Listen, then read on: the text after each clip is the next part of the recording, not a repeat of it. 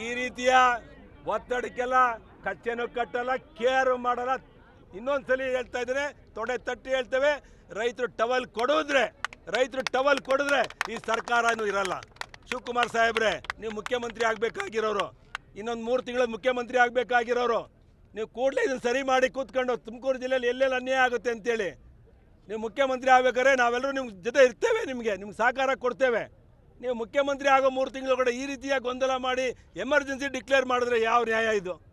ದಯವಿಟ್ಟು ನಾನಿವತ್ತು ಮುಖ್ಯಮಂತ್ರಿಗಳಿಗೂ ಹೇಳ್ತಿದ್ದೇನೆ, ಡಿ.ಕೆ. ಶಿವಕುಮಾರ್ ಅವ್ರಿಗೆ ಹೇಳ್ತಿದ್ದೇನೆ, ಈ ರೀತಿಯ ಒತ್ತಡಕ್ಕೆಲ್ಲ ಕಚ್ಚೆನೂ ಕಟ್ಟಲ್ಲ, ಕೇರು ಮಾಡಲ್ಲ.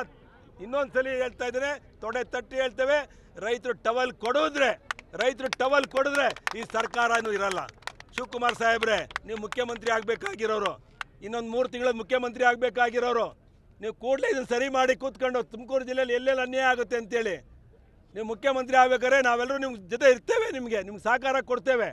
ನೀವು ಮುಖ್ಯಮಂತ್ರಿ ಆಗೋ 3 ತಿಂಗಳೊಳಗಡೆ ಈ ರೀತಿಯ ಗೊಂದಲ ಮಾಡಿ ಎಮರ್ಜೆನ್ಸಿ ಡಿಕ್ಲೇರ್ ಮಾಡಿದ್ರೆ ಯಾವ ನ್ಯಾಯ ಇದು?